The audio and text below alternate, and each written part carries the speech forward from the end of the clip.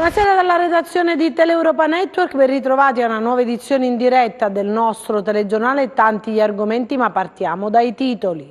È il giorno del silenzio, domani i calabresi alle urne, si vota dalle 7 alle 23 per l'elezione di 30 consiglieri regionali più il presidente, seggi aperti in 404 comuni.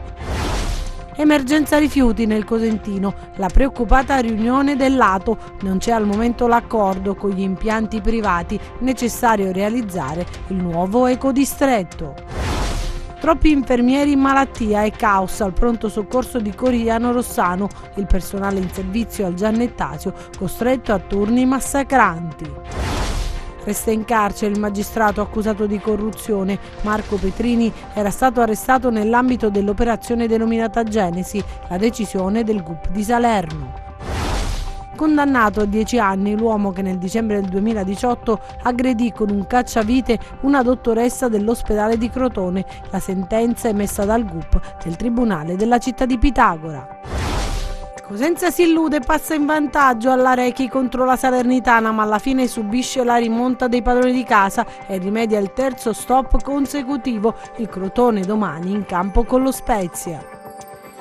Ancora buonasera ad Anna Franchino, ben ritrovati a questa nuova edizione in diretta del nostro telegiornale. Lo avete visto dai titoli. In apertura parliamo delle elezioni, domani la Calabria al voto per eleggere il presidente della regione, i 30 consiglieri che siederanno proprio in consiglio a Palazzo Campanella. Si vota dalle 7 alle 23, seggi aperti in 404 comuni, gli aventi diritto al voto sono 1.895.000, scusate.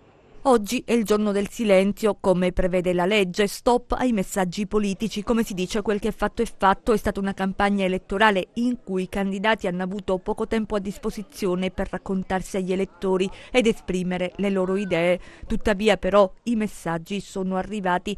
Adesso che il silenzio domina, tocca ai cittadini riflettere, analizzare e scegliere. L'augurio è che i calabresi si rechino alle urne e che a vincere sia la partecipazione, perché il voto è un diritto e come tale va esercitato. Saranno 30 i consiglieri eletti nella nuova legislatura, ma come si vota? Domenica 26 gennaio si vota per eleggere il presidente della giunta regionale. Potrai votare nella sola giornata di domenica 26 gennaio, dalle 7 alle 23, presentandoti al seggio con un documento di riconoscimento e la tessera elettorale. Si vota su un'unica scheda. Se non hai la tessera o l'hai smarrita, puoi richiederla all'ufficio elettorale del tuo comune di residenza. Come si vota?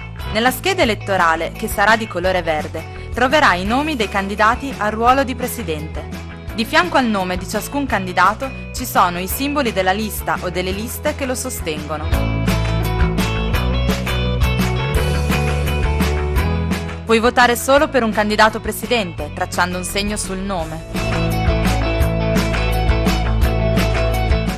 Puoi votare solo per una lista, contrassegnando il simbolo corrispondente. In questo caso, il voto si estende al candidato presidente collegato. Puoi votare un candidato presidente, tracciando un segno sul nome, e una delle liste a lui collegate, tracciando un segno sul simbolo di una di tali liste. Elezioni regionali 2020.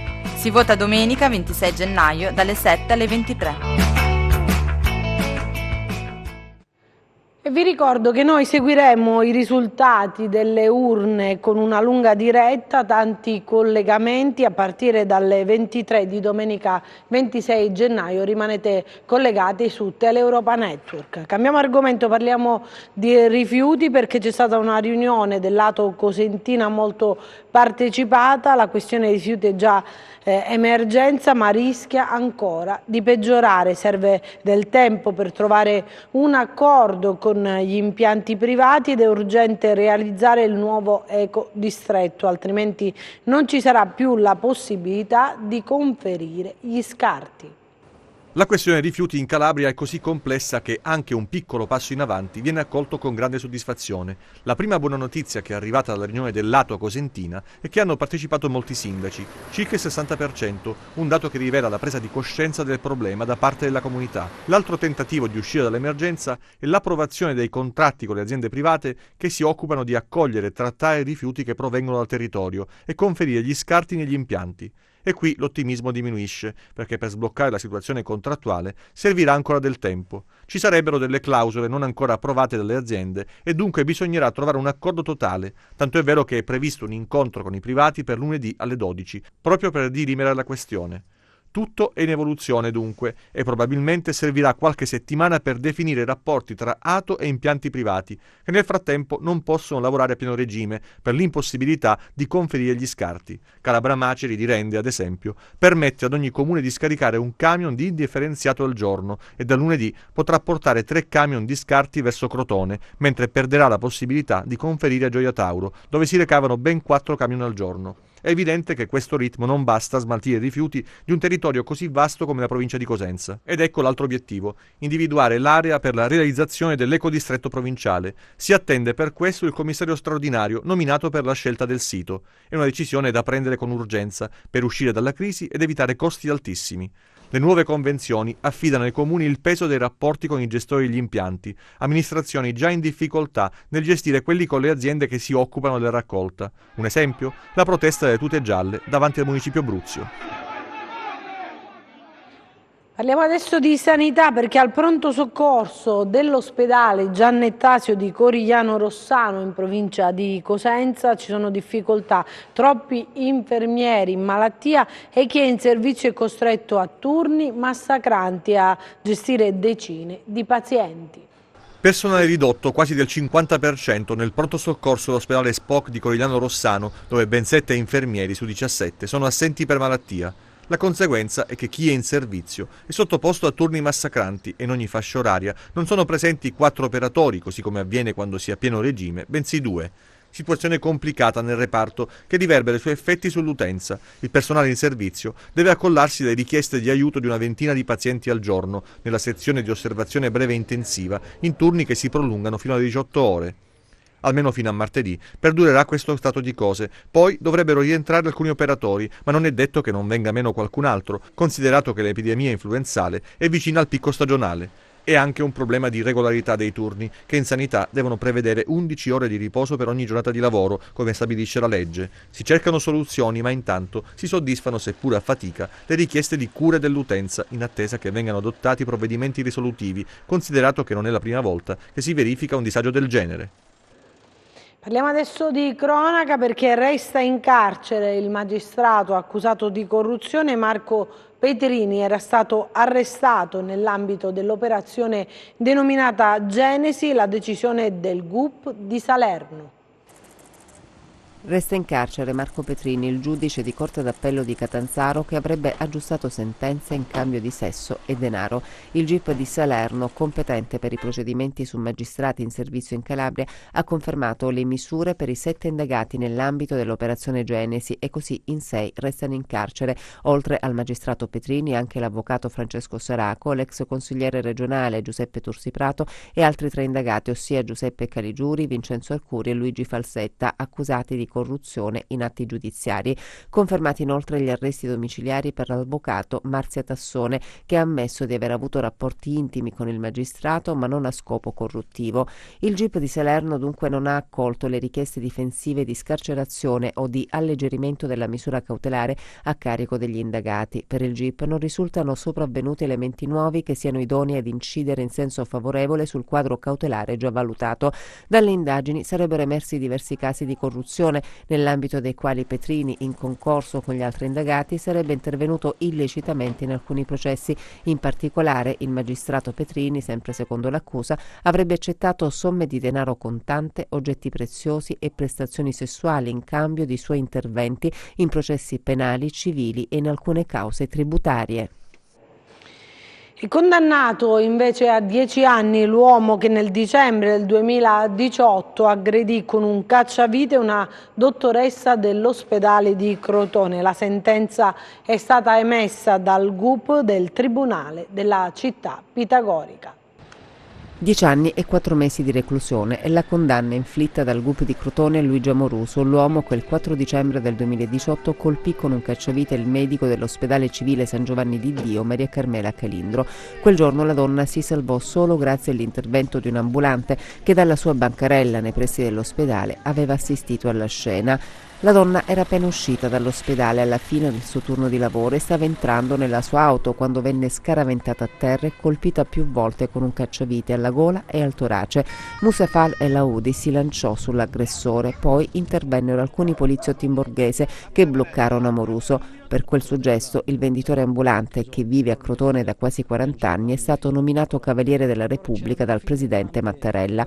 Amoruso ha poi spiegato che la sua voleva essere una vendetta nei confronti dei medici che avrebbero causato, a suo dire, la morte della madre. Venne pertanto disposta una perizia psichiatrica dalla quale è emerso che per l'uomo era grandemente scemata la capacità di intendere, e il GUP, nel condannare Amoruso per tentato omicidio, ha riconosciuto l'attenuante della semi-infermità mentale che era stata chiesta dai difensori. Il giudice ha disposto il ricovero di Amoruso in una casa di cura per 3 anni e ha condannato l'imputato al risarcimento delle parti civili.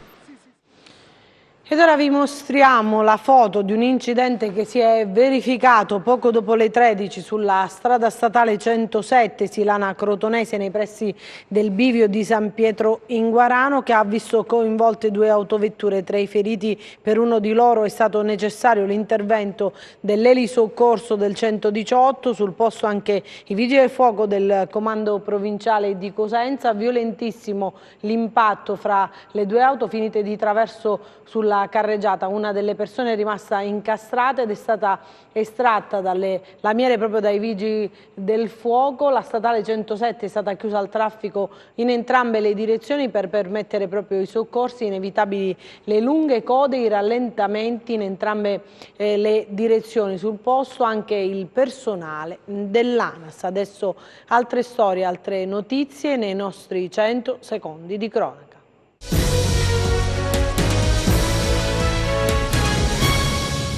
Controlli straordinari degli agenti della squadra volante della questura di Cosenza in piazza Autoline. 2 stranieri, un 21enne e una ragazza di 19 anni denunciati per detenzione ai fini di spaccio di sostanze stupefacenti. I 2 fermati dagli agenti hanno cercato invano di disfarsi della droga. Nella borsa della giovane donna trovati un bilancino di precisione e 365 euro in contanti. Avrebbe aggredito per l'ennesima volta la compagna, colpendola con pugni e schiaffi e procurandole ematomi alla testa e a varie parti del corpo. Un uomo di 43 anni, già ai domiciliari perché accusato di maltrattamenti in famiglia, lesioni e minacce ai danni della propria convivente, è stato arrestato dai carabinieri di Reggio Calabria. Il provvedimento, disposto dal GIP del Tribunale della città dello Stretto su richiesta della procura, è stato fatto a seguito della denuncia presentata dalla donna.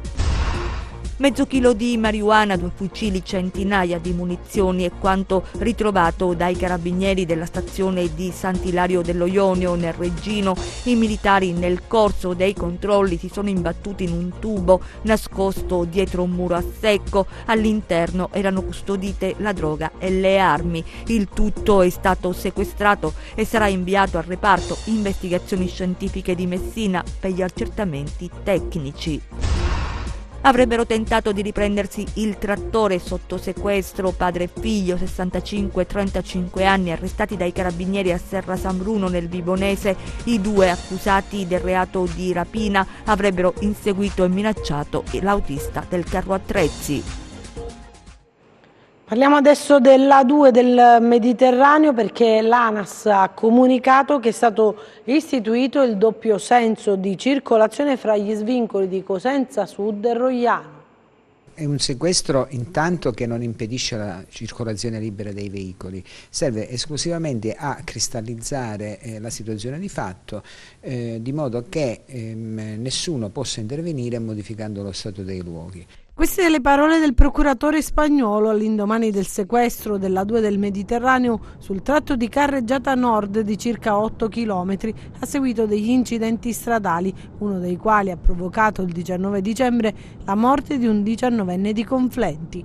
L'ANAS ha comunicato che sulla A2 autostrada del Mediterraneo è stato istituito il doppio senso di circolazione fra gli svincoli di Cosenza Sud e Roiano a causa della chiusura della carreggiata in direzione nord nel tratto compreso fra i chilometri 269 e 261. Il provvedimento, fa sapere sempre l'ANAS, si è reso necessario per consentire tutti gli accertamenti tecnici non ripetibili e già programmati dalla Procura della Repubblica di Cosenza. ANAS conclude ribadendo la propria disponibilità e piena collaborazione con l'autorità giudiziaria per consentire l'esecuzione di tutte le verifiche necessarie.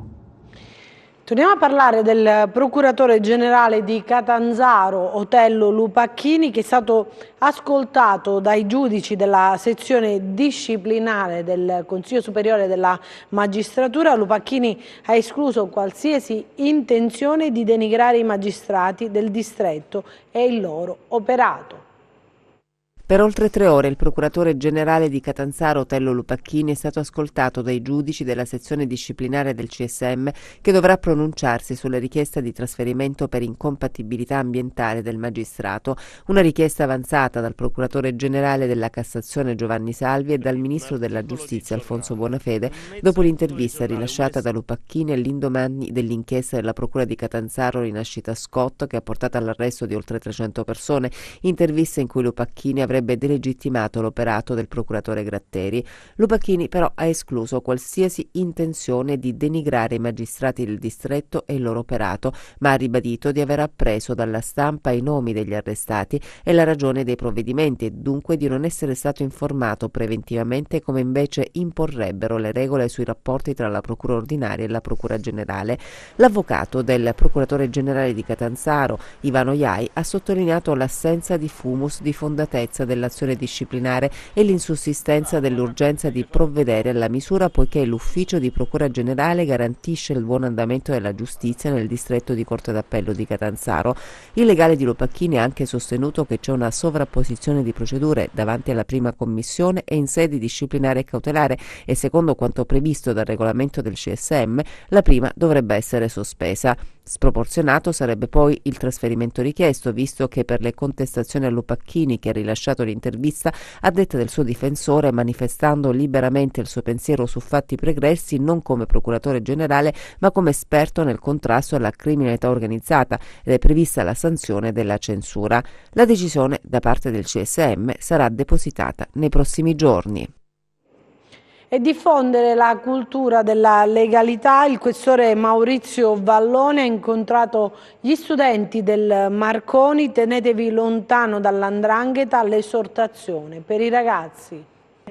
Lo hanno denominato 'ndrangheta, un modo per prendere di petto il problema e affrontarlo anche con durezza se necessario. 'Ndrangheta è un progetto voluto dalla Questura di Reggio Calabria e indirizzato agli studenti delle scuole superiori della provincia reggina. Ieri è toccato agli studenti dell'Istituto Tecnico Commerciale Guglielmo Marconi di Siderno. A illustrare i contenuti del programma il questore di Reggio Calabria Maurizio Vallone. L'alto dirigente ha raccontato episodi ed esperienze e ottimamente sintetizzato quelli che sono i passaggi fondamentali del vivere civile. Vivere che deve prescindere da qualsiasi principio che esalti la cultura mafiosa.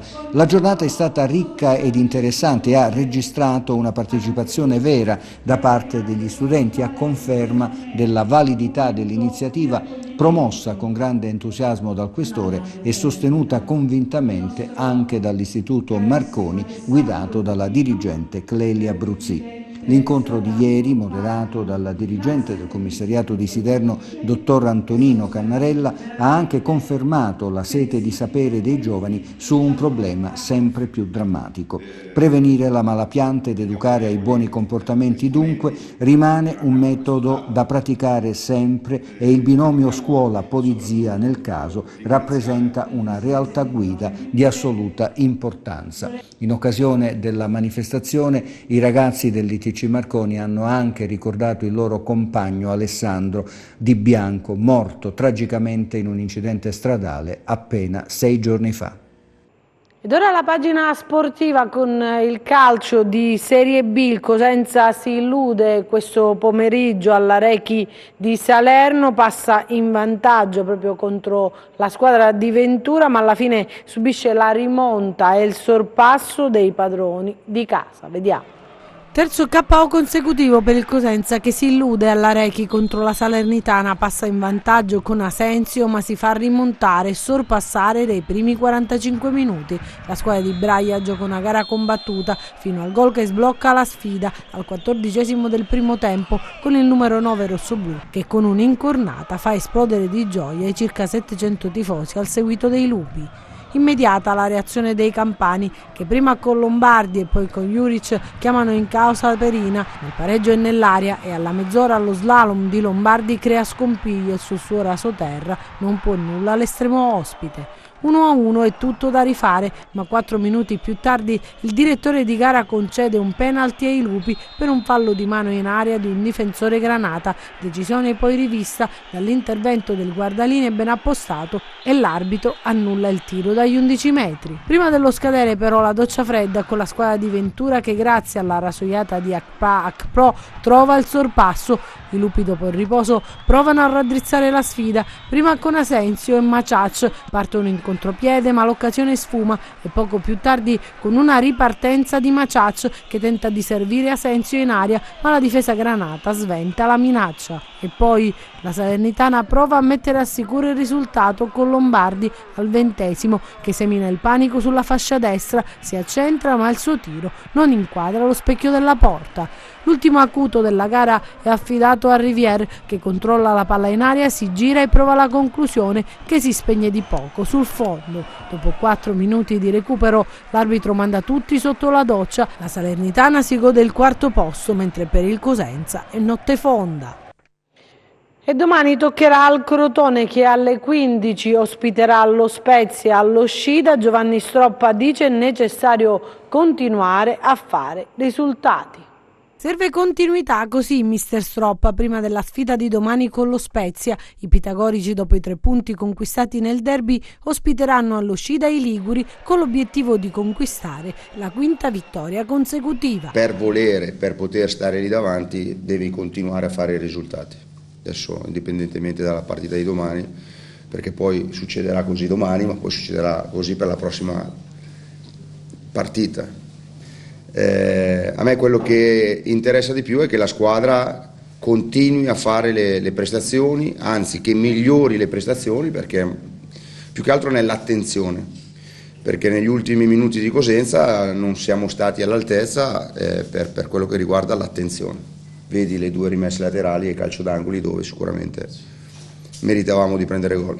Allo Spezia che come noi sta attraversando un ottimo periodo, anzi più lungo, ed è una squadra completa per tutte le caratteristiche che una squadra deve avere. Ordinata, organizzata, ha individualità importanti, sa venirti a prendere alto, sa difendersi bassa, sa palleggiare, sa andare in verticale, quindi è una delle squadre più complete del campionato. Quindi io domani antenne belle alte perché è una partita veramente difficile. Vedremo cosa accadrà, nel frattempo vediamo le previsioni del tempo.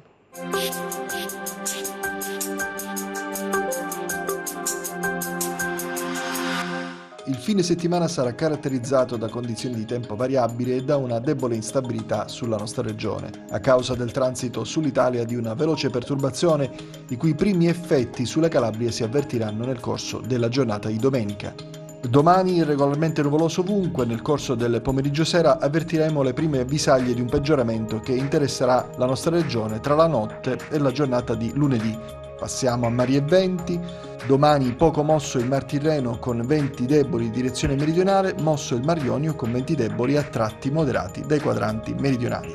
Prima di salutarci vi ricordo il nostro sito web www.meteoincalabria.com e la nostra pagina Facebook Meteo in Calabria. Anche per noi è tutto, io mi fermo qui, grazie per averci seguito e buon proseguimento con i nostri programmi, arrivederci.